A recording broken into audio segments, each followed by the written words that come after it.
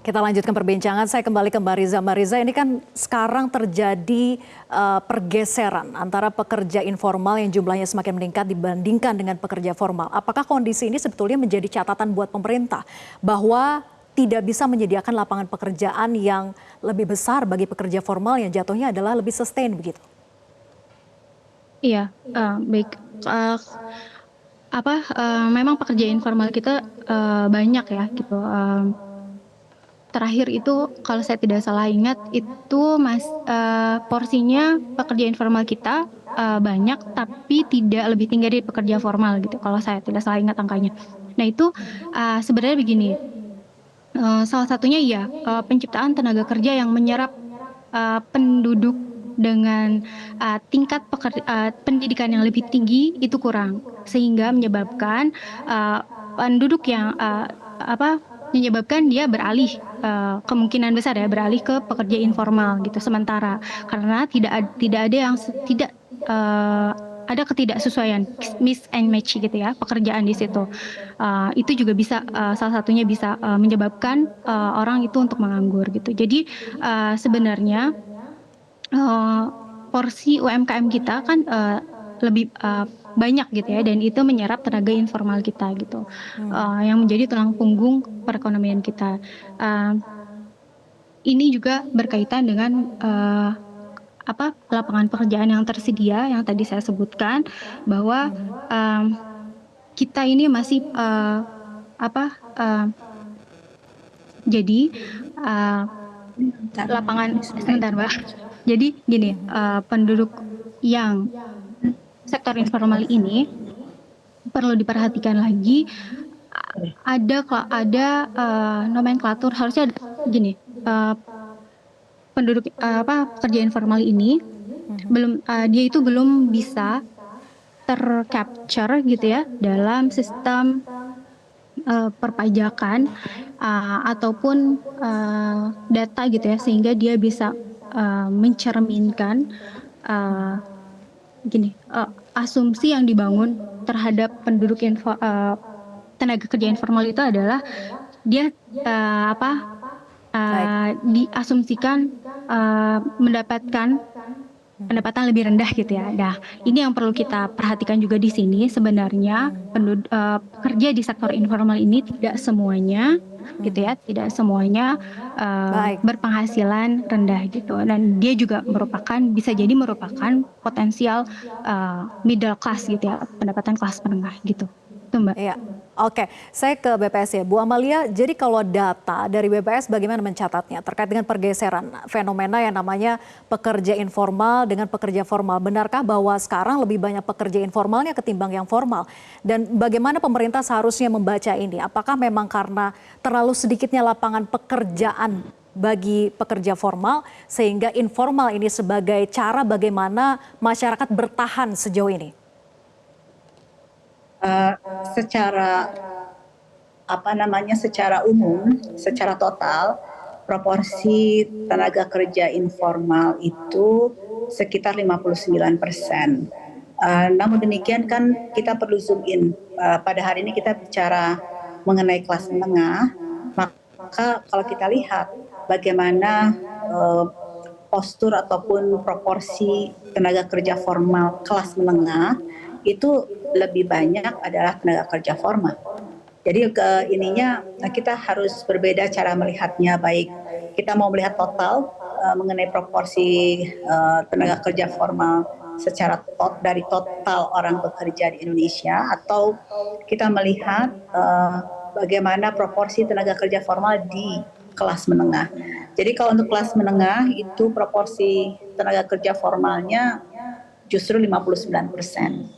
Nah, kalau kita lihat bagaimana di mana para kelas menengah itu bekerja, maka untuk tahun 2024 itu sekitar 23% dari tenaga kerja kelas menengah itu bekerja di sektor industri.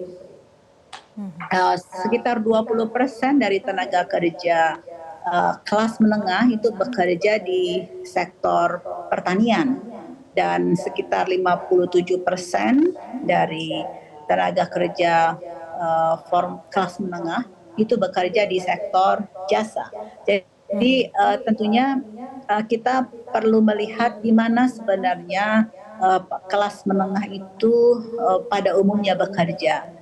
Nah, itu industri manufaktur adalah merupakan kedua terbesar setelah sektor jasa sebagai tempat bekerja dari kelas menengah. Oke. Nah, itu yang data itu yang tentunya kita bisa sama-sama lihat. Jadi juga saya ingin menyampaikan apa sebenarnya yang dikatakan sebagai tenaga kerja formal. Jadi berdasarkan definisi yang dipakai saat ini, pekerja yang berstatus formal atau pekerja formal adalah pekerja yang berusaha dibantu buruh tetap atau buruh dibayar, atau dia sebagai buruh, karyawan atau pegawai. Baik. Itu yang kita sebut dengan pekerja yang berstatus formal. Oke. Bu Amalia, jadi perlukah sebetulnya kebijakan khusus untuk memperkuat daya beli dari kelompok kelas menengah ini seperti subsidi selain bagi rakyat miskin?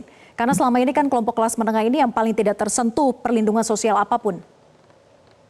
Ya, jadi sebenarnya kalau kita katakan apakah kelas menengah ini penting untuk perekonomian suatu negara, kita katakan ini penting karena biasanya di negara manapun termasuk Indonesia, kelas menengah inilah yang memang menjadi bantalan perekonomian suatu negara.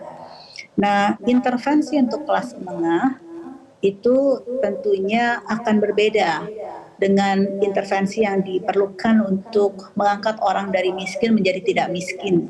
Jadi kalau misalnya untuk mengentaskan kemiskinan atau meningkatkan daya beli orang miskin, itu kita lakukan seperti bansos dan intervensi-intervensi untuk mengurangi kemiskinan lainnya. Tetapi untuk kelas menengah ini tentunya intervensi atau kebijakan yang dilakukan untuk menaikkan jumlah kelas menengah atau memperkuat daya beli kelas menengah itu pastinya berbeda.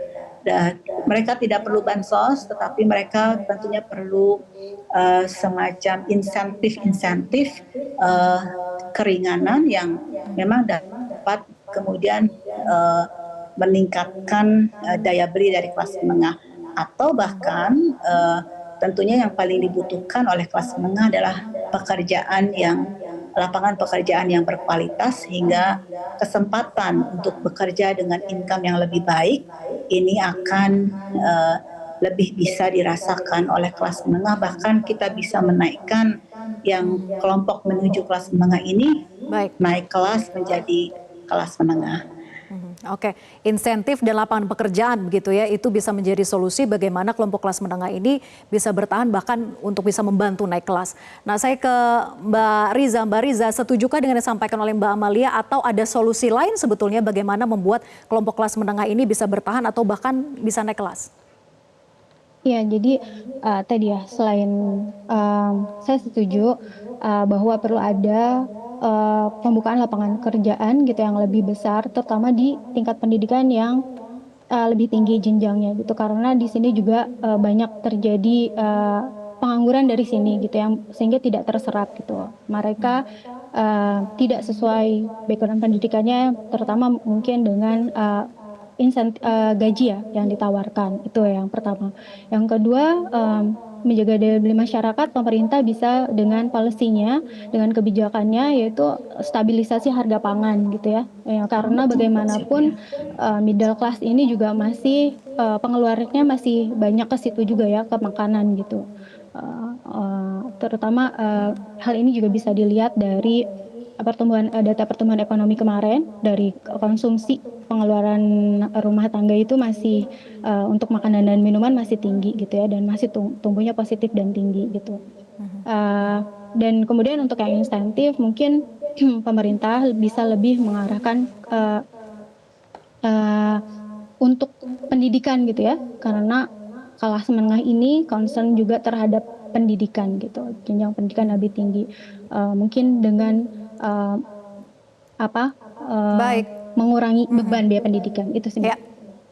Oke, semoga banyak insentif yang bisa diberikan untuk membantu para kelompok kelas menengah ini begitu ya, bisa survive bahkan bisa naik kelas. Sekali lagi terima kasih Bu Amalia dan juga Mbak Riza atas diskusinya di Prime Time News malam hari ini. Selamat malam. Jelajahi cara baru mendapatkan informasi. Download Metro TV Extend sekarang.